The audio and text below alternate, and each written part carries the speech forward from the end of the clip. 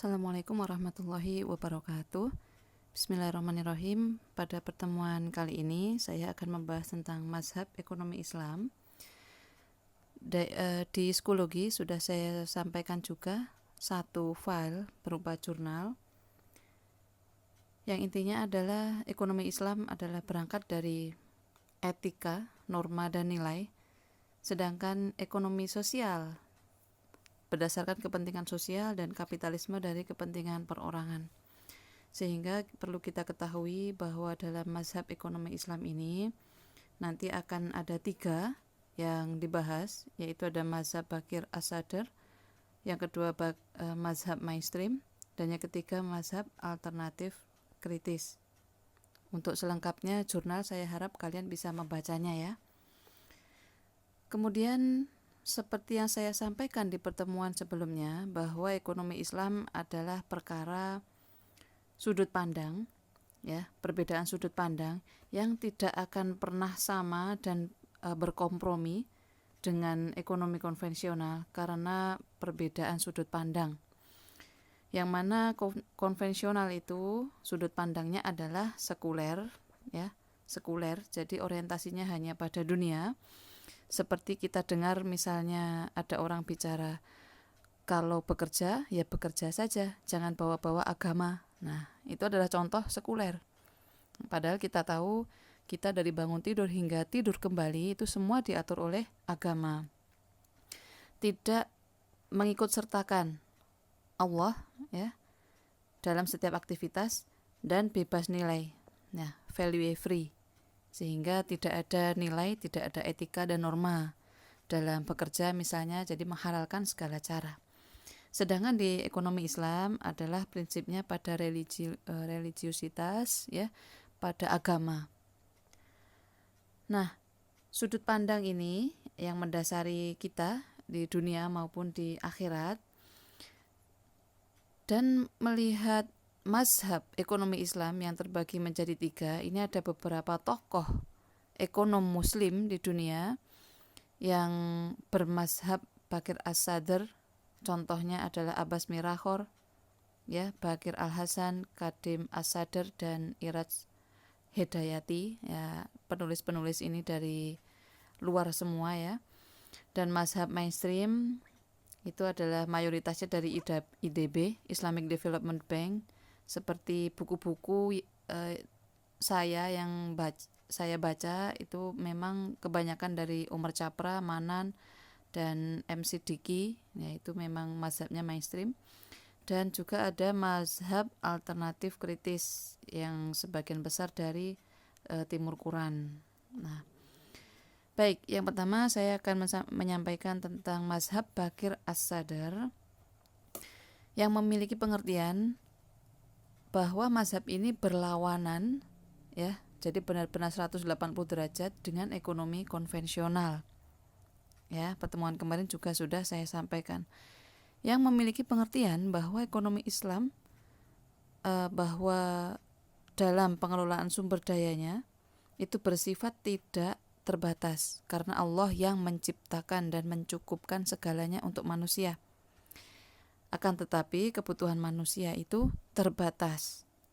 Dan permasalahan perekonominya adalah pada distribusi yang disebabkan oleh eksploitasi, keserakahan, dan kezoliman atas human error itu sendiri. Jadi kesalahan manusia.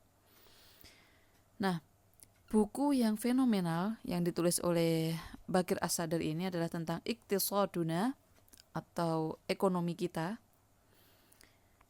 Adalah tentang ilmu ekonomi yang tidak pernah sejalan dengan Islam, tidak pernah disatukan karena saling kontradiktif ya, saling berlawanan filosofinya. Menurut Bakir As-Sadr ini, Islam mengenal sumber dayanya itu tidak terbatas berdasarkan pada surat Al-Qamar ayat 49 yang artinya, sungguh kami telah menciptakan segala sesuatu dalam ukuran yang setepat-tepatnya. Nah, itu adalah dari firman Allah. Nah, sehingga keinginan manusia atau berupa kebutuhan itu tetap terbatas karena tidak mungkin ya kita misalnya minum dalam kondisi sangat haus itu langsung menghabiskan 1 galon. Nah, itu kan tidak mungkin. Nah, sehingga persoalan ekonomi ini muncul karena eksploitasi manusia yang kuat terhadap yang lemah, sehingga ada masalah dalam distribusi. Sehingga muncullah kelangkaan itu yang sifatnya adalah relatif. Nah, istilah ekonomi Islam harus dihentikan ya, menurut Bakir As-Sadar ini, karena memang beliau mengacu kepada bahasa asli ya, bahasa Arab ya, sehingga kembali kepada bahasa Arab yaitu iktisad, atau kata cost ini ya adalah dari maknanya equilibrium ya, kita sudah mengenalnya ya di perekonomian. Keseimbangan itu equilibrium atau pertengahan. Dan mazhab ini adalah sumbernya langsung dari Al-Quran dan As-Sunnah. Jadi murni, semuanya di breakdown langsung dari Quran dan hadis. Ini ya tokoh-tokohnya mazhab. Sedikit saya sampaikan tentang buku Bakir As-Sadar yang fenomenal, yaitu Iqtisaduna. Ada beberapa bagian penting di sini tentang distribusi ekonomi, maksud saya definisi ekonomi Islam, kemudian karakteristik ekonomi Islam, yang ketiga adalah distribusi, yang keempat adalah faktor pemerintah dan kebijakan itu. Ya, jadi keempat-empatnya ini harus ada untuk bisa membangun ekonomi Islam yang utuh dan murni syariah. Nah, gitu. Itu untuk kelanjutannya bisa dibaca sendiri ya. Yang pertama tentang definisi ekonomi ya, karakteristik ekonomi. Kemudian distribusi kekayaan ya, ziswaf, zakat, infak, sedekah, wakaf, dan kemudian tentang pemerintah. Nah, saya lanjutkan yang kedua, yaitu mazhab mainstream. Secara umum, mazhab mainstream ini adalah sama dengan ekonomi konvensional yang memiliki pengertian bahwa sumber daya alam itu sifatnya terbatas untuk memenuhi keinginan manusia yang tidak terbatas. Nah, bagaimana ini? Kenapa kok bisa ekonomi Islam memiliki mazhab mainstream yang sama dengan konvensional? Ya, dan perekonomiannya pun juga memiliki masalah yang sama, yaitu kelangkaan. Nah, di sini letak perbedaannya. Kenapa sama dengan konvensional? Karena mazhab mainstream ini melihat pada kenyataannya kelangkaan itu terjadi. Sumber daya alam yang terbatas itu ada. Dan keinginan manusia memang tidak terbatas, itu nyata adanya. Nah, perbedaan di sini adalah pada aktivitas ekonominya itu tidak memperbolehkan adanya praktek riba dan memasukkan unsur zakat. Ya, zakat jadi bukan bersifat sukarela seperti di negara kita ya, tetapi wajib. Wajib itu bisa diberikan hukuman atau denda oleh pemerintah jika tidak membayar zakat. Nah, ini ya penjelasannya tadi, nanti bisa dibaca sendiri. Kelangkaan yang terjadi pada mazhab mainstream ini ya, karena perlu adanya skala prioritas untuk mengatasinya, yang hal ini bisa dikoordinasikan dan diatur lebih gampang ya, adalah melalui pemerintah tadi. Nah, perbedaannya dengan mazhab Bakir As-Sadar ya, mazhab ini adalah setuju bahwa masalah ekonomi muncul karena sumber daya alamnya yang terbatas, sehingga muncul kelangkaan tadi ya. Misalnya total permintaan dan penawaran beras pada kondisi seimbang, namun jika tidak berada pada tempat dan waktu tertentu ya, sehingga hal ini sering terjadi, yaitu mungkin saja kelangkaan itu terjadi. Nah, jadi ada yang terlalu berlimpah dan ada juga yang langka atau kekurangan. Contohnya seperti di Ethiopia, Bangladesh misalnya. Nah, firman Allah di surat Al-Baqarah 155 ya, itu juga menyatakan bahwa sumber daya alam itu terbatas, yaitu dengan menguji ya, dengan sedikit kelaparan, kekurangan, ketakutan. Nah, itu ya. Dan kemudian di surat At-Takasur 1-5 bicara tentang keinginan ya atau want. Manusia itu bermegah-megahan. Nah, karena mengikuti hawa nafsu. Dan sabda Rasulullah SAW bahwa manusia tidak akan pernah puas meskipun diberikan satu gunung emas, ya, dia tetap akan minta lagi dan minta lagi. Nah, itu penjelasan mazhab mainstream dari firman Allah dan hadis Rasulullah. Nah, inilah perbedaan dengan konvensional. Jadi tidak serta-merta mazhab mainstream itu menjiplak konvensional, ya, yaitu dari cara menyelesaikan permasalahan perekonomian. Di dalam ekonomi Islam, ya, mazhab mainstream ini menjelaskan bahwa yang pertama melalui skala prioritas, mengesampingkan hawa nafsu, jadi tidak boleh bermegah-megahan, ya, dan dipandu oleh Allah langsung melalui Al-Quran, Al-Hadis, ijtihad dan qiyas, ya, tidak seperti konvensional mengikuti hawa nafsu dan selera masing-masing atau orang-orang pihak yang membawa kepentingan.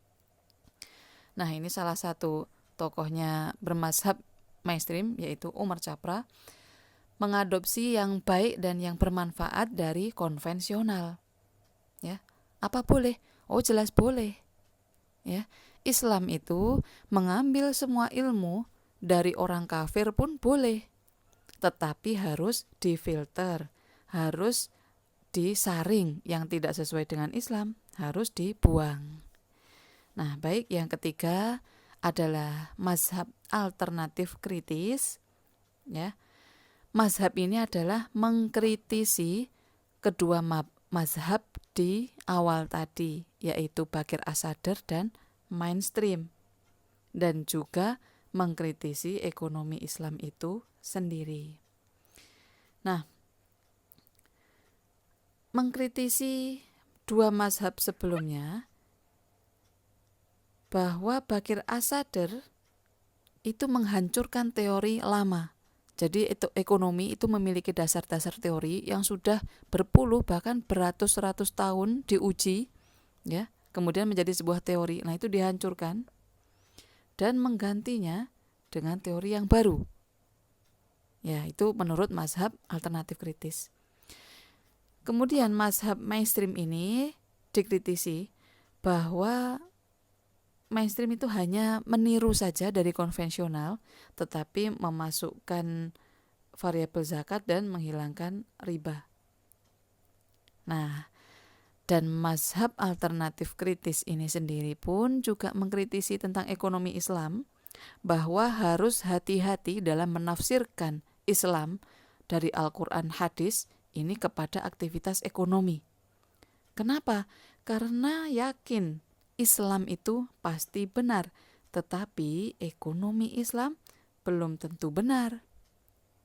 Ya, karena apa? Manusia mengkaji Quran hadis kemudian ditafsirkan di ekonomi, ya, itu sebagai hasil tafsiran, hasil uji coba, ya, yang harus selalu dites, diuji, yang memerlukan waktu yang tidak sebentar juga, ya, sebagaimana ekonomi konvensional itu memiliki teori-teori ekonomi.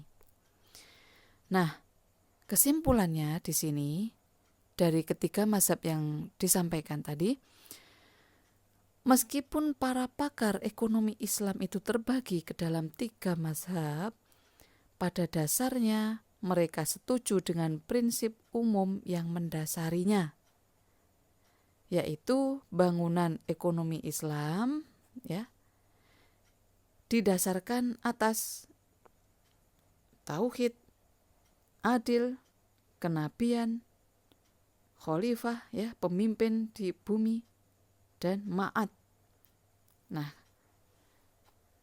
bagaimana tentang konsep-konsep kepemilikan ya, itu kajian dalam ekonomi Islam ya, tentang konsep kepemilikan, kemudian tentang kebebasan dan keadilan sosial. Yang ketiga mazhab ini ya, di dalam kerangka kerja ekonomi Islam, tujuan utamanya itu adalah akhlak. Bahwasanya Rasulullah itu diutus ke bumi di dunia ini adalah untuk menyempurnakan akhlak. Ya. Nah, sehingga dengan teori yang kuat didasari dengan Quran, hadis, ya, konsep-konsep kepemilikan, kebebasan, dan keadilan sosial, menjadikan ekonomi Islam ini tidak hanya sebagai ilmu saja, tapi dampak yang bisa dirasakan dalam masyarakat. Nah, ya, akhlak. Bahwasanya amalan yang paling baik di dunia nanti bukan hanya ibadah ya, tetapi juga husnul khuluq, akhlak yang baik. Nah, itulah pentingnya kita membahas ekonomi Islam di sini. Ya. Sehingga akhlak ini adalah menjadi guide, pemandu dalam beraktivitas ekonomi, bisnis, ya, atau aktivitas-aktivitas lainnya. Sehingga dalam kenyataan atau realnya kita bisa melihat orang jual beli itu sama antara konvensional dan Islam, akan tetapi secara akhlak itu sangatlah berbeda. Nah, kesimpulannya adalah di sini ya, terkait 3 mazhab. Anda bisa baca sendiri. Ini saya tulis untuk memudahkan kalian memahami. Semoga bisa membantu. Dan sebelum saya tutup, tolong pertanyaan ini dijawab. Bagaimana pendapat Anda tentang 3 mazhab tadi? Mana yang paling baik? Ya, dan Anda kira-kira cenderung ke yang mana? Cukup di sini akhirul kalam. Wassalamualaikum warahmatullahi wabarakatuh.